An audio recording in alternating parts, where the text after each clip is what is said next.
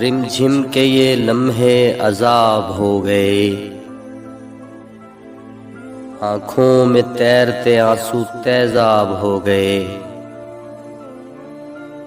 جو حقیقت تھے میری زندگی کے، دھیرے دھیرے اب خواب ہو گئے۔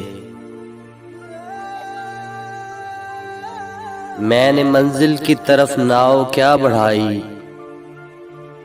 کیوں برہم ساگر تیرے گرداب ہو گئے۔ غربتوں کے چند لمحے جو میسر تھے کبھی، نہیں ملتے اب وہ نایاب ہو گئے۔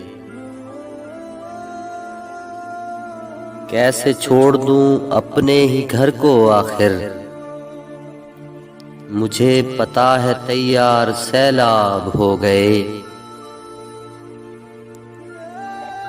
کیا عجب ہے جو اب تک زندہ ہوں نجمی، ادا سبھی عشق کے آداب ہو گئے۔ رم جھم کے یہ لمحے عذاب ہو گئے، آنکھوں میں تیرتے آنسو تیزاب ہو گئے۔